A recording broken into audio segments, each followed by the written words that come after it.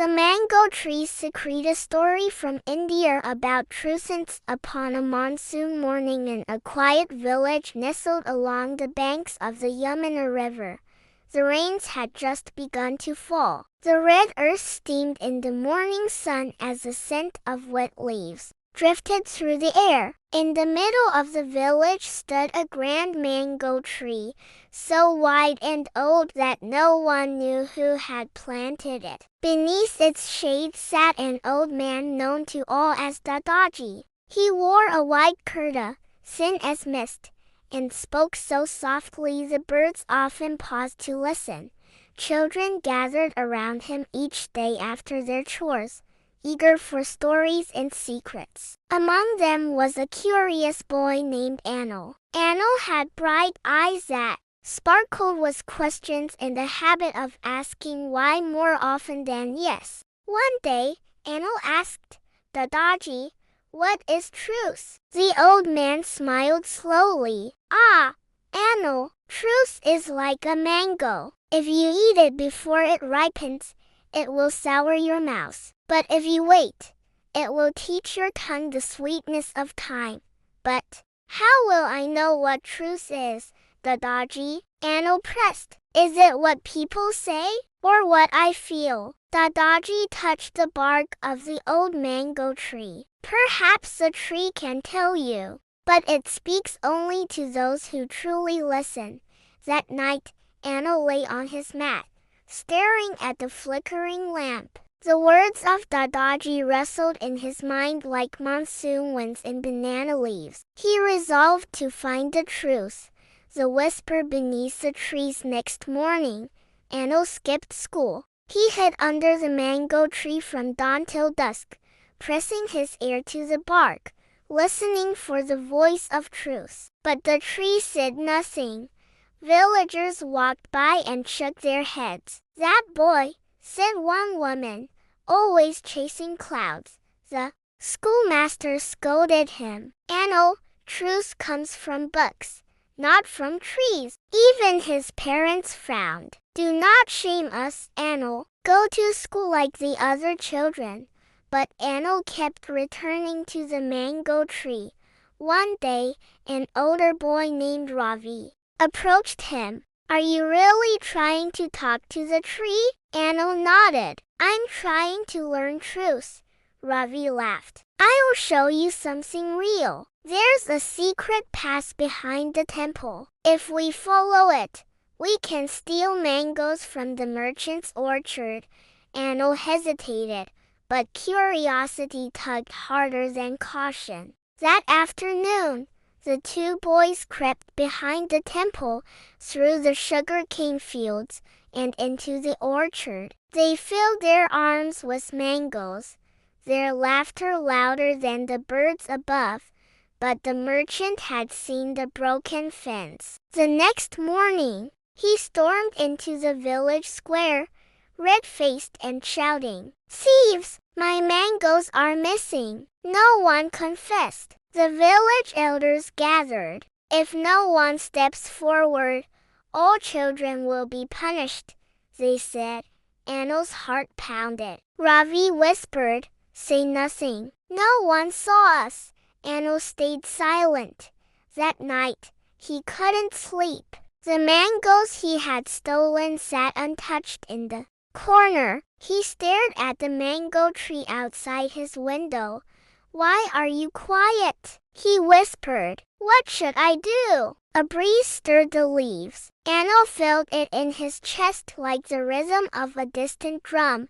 The weight of silence's punishment came the next day. The elders forbade all children from playing in the village square. The swings were tied up, the cricket bats locked away. Parents scolded and neighbors muttered. Still, Anil said nothing. Each night, he sat under the mango tree. The silence between them grew heavier, like the heat before the storm. On the fifth night, Dadaji joined him. He handed Anil a slice of ripe mango. "Did the tree speak?" Anil's eyes filled with tears. "No, only guilt." Dadaji nodded. Guilt is truth knocking on your heart. Anno buried his face in his hands. I was wrong, but if I tell them, Ravi will get in trouble too. Truth never punishes, said Dadaji. It cleans. The next morning, Anno stood before the elders. His voice trembled, but his eyes were steady. It was me, he said. I took the mangoes. Ravi was with me, but I told no one. The crowd murmured. The merchant stepped forward. You are honest, he said. That is worth more than a mango. Ravi looked stunned. The elders consulted and agreed.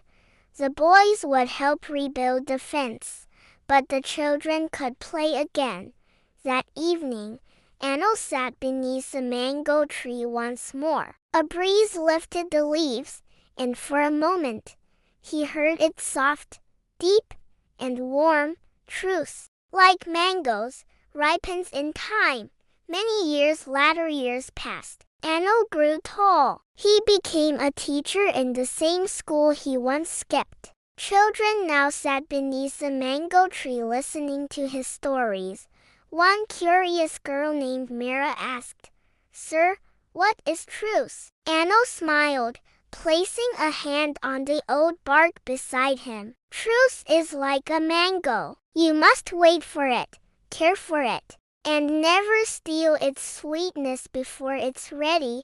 And the mango tree, still standing tall, seemed to rustle in agreement.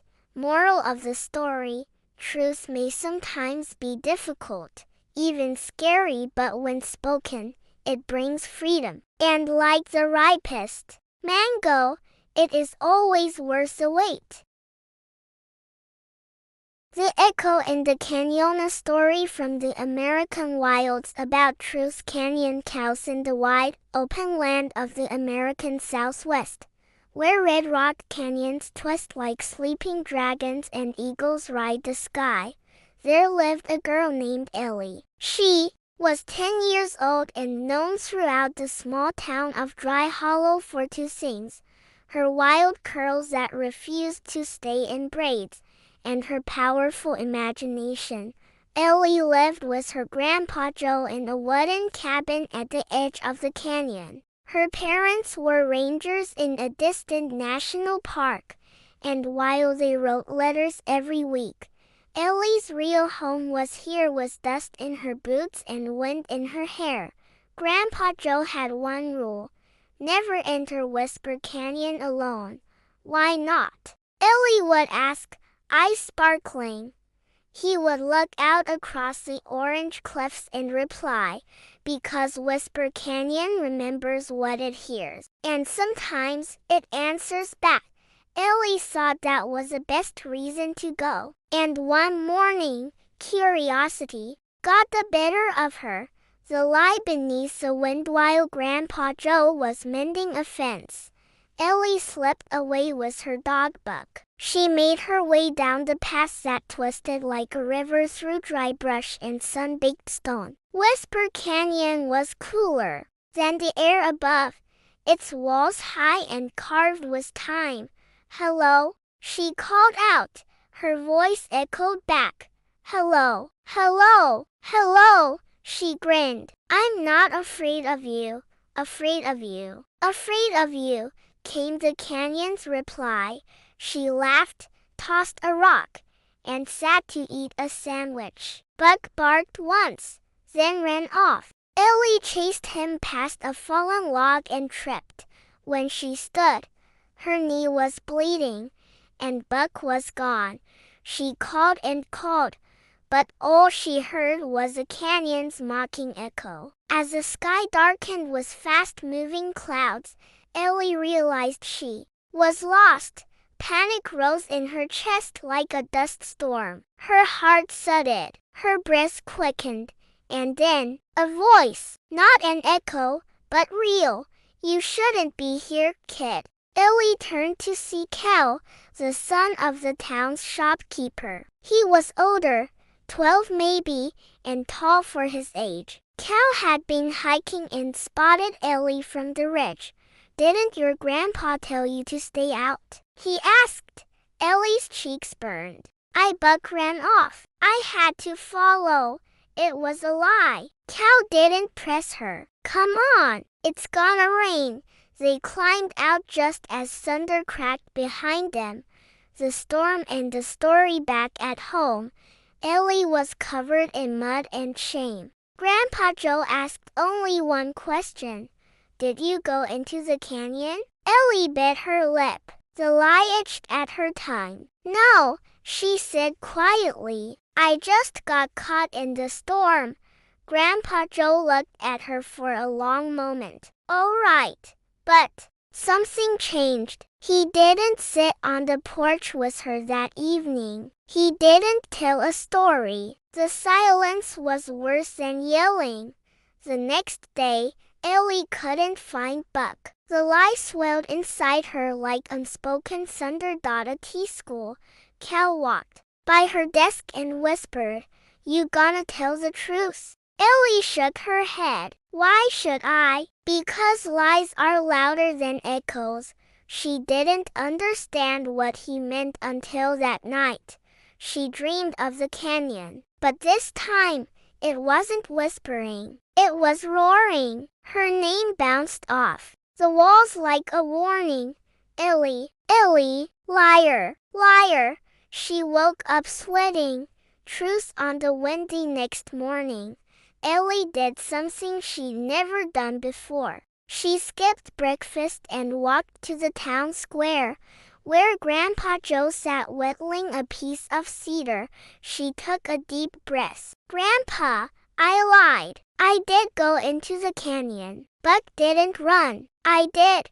Grandpa Joe didn't speak for a moment. Then, he said, You told the canyon a lie, and it carried it back to you, didn't it? Ellie nodded, tears brimming. He smiled gently. Canyons are funny that way. They don't forget, but they forgive when you speak true. They went to the canyon's edge together that afternoon and called Buck's name. From deep below, they heard a bark. He's in the wash, Grandpa said. Let's go get him.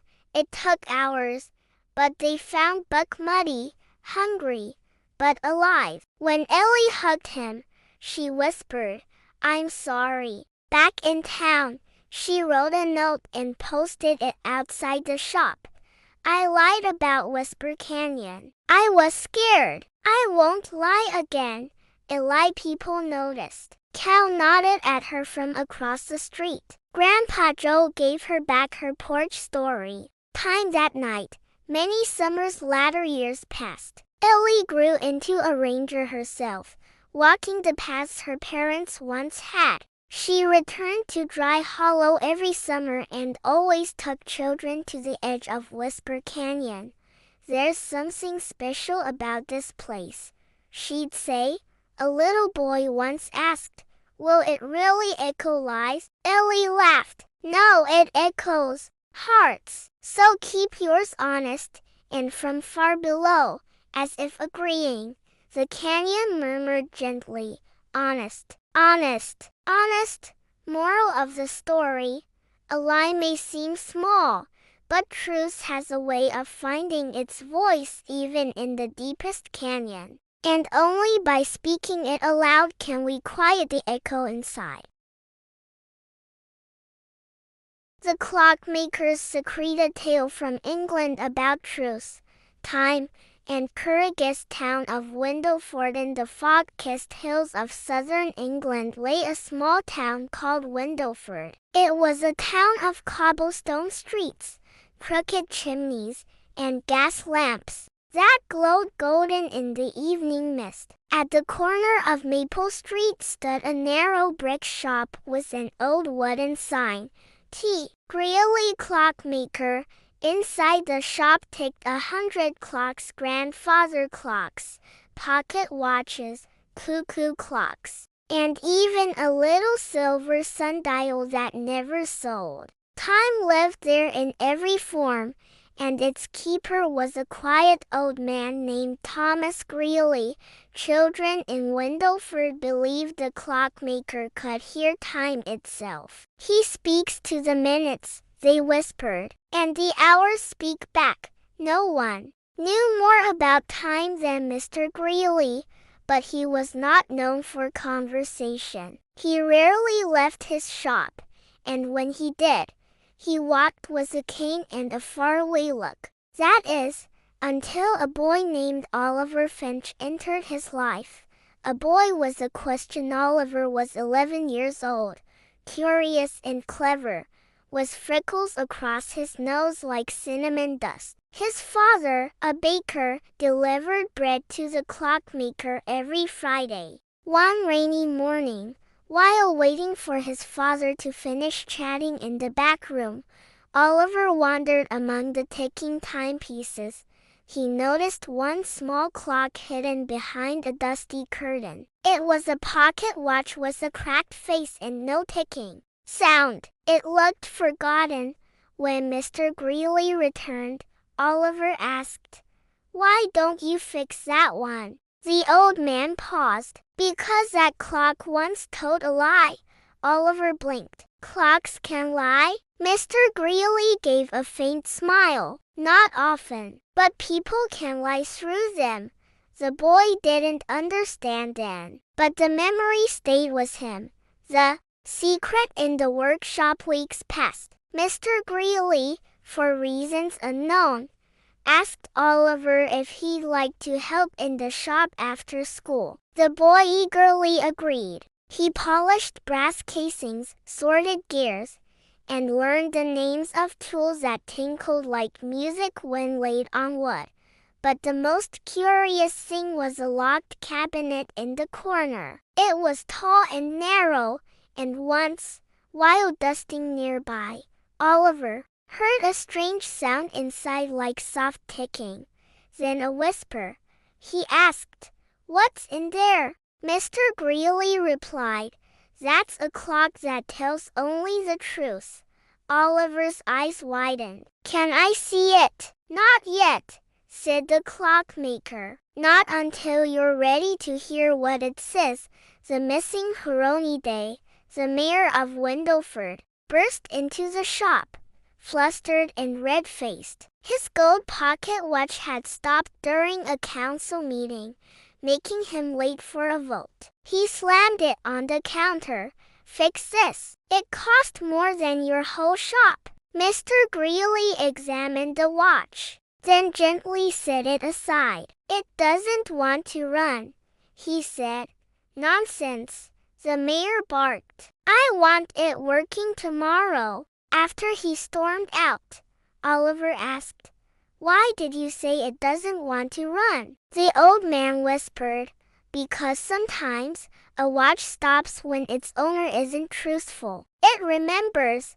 That night, Oliver crept into the workshop. Curiosity had grown too strong. He unlocked the forbidden cabinet with a wire he'd found. Inside stood a black wooden clock with a single brass hand. It ticked, but only when he asked aloud, "What is true?" To his astonishment, the hand spun and landed on a tiny word carved into the wood. "You opened this without asking." Oliver gasped. The clock had told the truth. The lie in the bakery. Days later, trouble found Oliver. While delivering pastries with his father, a woman accused the bakery of shorting her money. Oliver had collected the coins himself, but there had been only one silver shilling. She insisted there were two. Oliver's father asked, "Son, did she pay one or two?" Oliver's throat tightened. He thought it was one, but doubt crept in. The woman was stern. The townsfolk were watching. He nodded. "Two," the crowd murmured. His father's face turned pale. He handed back the extra coin with apology. That evening, guilt stormed in Oliver's heart like a thundercloud. He returned to the clock shop and stood before the cabinet. he asked softly. Did I lie? The clock's hand spun. It landed on yes. Truth told the horse next day. Oliver told the woman the truth that he had been wrong and afraid. She looked surprised, but thanked him. Then his father embraced him without a word. Later, Mr. Greeley called him into the back room. You asked the truth clock a question, he said gently. Oliver lowered his head. I had to know. The old man opened a drawer and pulled out the cracked pocket watch from the first day. This, he said, belonged to a man who changed the town clock to cover his lateness. He blamed a worker, and that man lost his job. The truth was hidden, but time remembered. Oliver whispered, What happened to the man? He came back. He apologized, and the watch began ticking again. Mr. Greeley handed the watch to Oliver. Time always finds its voice, he said. Many years later, Oliver Finch became Windleford's new clockmaker. The shop still ticked with life, and the truth clock remained in the cabinet. But now, children asked, What does it say? And Oliver would reply, It says what's in your heart, not your words. Each hour, the shop bell chimed not just the time but a quiet reminder that truth, like time, cannot be held back. Moral of the story. Lies may pass for a moment, but truth, like the ticking of a clock, never stops. And those who listen to it live in time's true rhythm. The Silence in the Stony, a Tibetan tale about truth that waits in stillness. The monk who never spoke. High in the mountains of Tibet, where the snow touches the sky and prayer flags dance in the wind, there stood a monastery carved into the cliffs. Its golden roof shimmered in the morning light, and bells chimed softly each dawn. In this sacred place lived a monk named George, who had not spoken a single word in 30 years. The villagers below told stories of him. He knows all truths, they said, but he keeps them hidden in silence. Children wondered why. How can a person live without talking? Only the elder monks knew. George had once been a gifted teacher, wise and kind, until the day he made a terrible mistake. After that, he chose silence not out of shame, but to listen for the truth he once thought he understood. The boy was too many questions. Down in the village, there lived a boy named Tenzin. He was no more than 12, with hair like raven feathers and a mind like a river, always flowing, always asking, Why do clouds cry? Where does the sun go when it hides? Why must we tell the truth if it brings pain? His grandmother would smile and say, Some questions bloom slowly, like flowers in mountain wind. But the villagers grew tired of his endless asking. Go to the monastery, they said. Ask the silent monk. If he answers, perhaps you'll learn silence too. So Tenzin set off one morning with barley bread in his satchel and courage in his heart. The climb was long. Winds howled like ghosts. But he reached the monastery by sunset and stood at its gates, waiting, the pebble in the bowl. When George saw the boy, he did not speak. He simply opened the gate and nodded. Tenzin followed him to a quiet garden, where prayer wheels spun slowly in the breeze. The boy bowed. Teacher, I came with questions. George nodded again and pointed to a stone bowl. Inside it lay a single pebble. Tenzin frowned. Is this your answer? The monk smiled gently and handed him a small scroll. On it were 4 words, Return each morning. Wait! So he did. Each day, Tenzin arrived before sunrise. Dorj offered tea, a place to sit, and silence. The stone bowl remained unchanged. The boy grew impatient. On the 5th day, he blurted, "This is nonsense. I ask, and you say nothing. You just give me this stone in silence." Dorj simply bowed.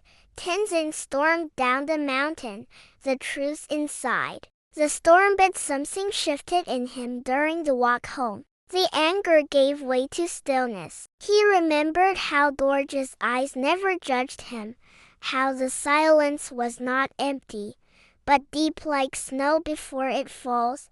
He returned the next morning without a word. Days passed. Weeks. Dorj still said nothing. But now Tenzin began to notice other things. How the wind echoed different between the temple walls. How his thoughts slowed when he watched a leaf fall. How the pebble in the bowl was always in the same place but never the same to him. And one day, when he sat in silence, he realized he had stopped needing answers. That very afternoon, Dorj placed a second pebble into the bowl. Tenzin's heart jumped. He looked at the monk, whose eyes were kind and full of something deeper than words. The spoken word in the 40th morning. Dorj did something he had not done in 30 years. He spoke, just 3 words, "Truth is presence." Tenzin stared at him, speechless. Dorj continued, voice soft as snowfall, "We think truth hides in answers, but it lives in attention, in listening, in silence, in you." Then he placed the bowl in the boy's lap. "Take it, fill it with your questions, and wait for them to settle." Tenzin bowed low. He did not ask anything more. Many years later Tenzin became a monk himself. He taught not by speaking much, but by being still. Children came to him with endless questions. He never dismissed them. Instead, he gave each child a smooth pebble and said, "Hold this. Sit quietly. Let the answer come to you like snow from the sky." And often, it did. Sometimes in an hour, sometimes in a lifetime, but it always came not as noise, but as peace. Moral of the story: truth is not always loud or fast. Sometimes it waits in silence until we are quiet enough to hear it.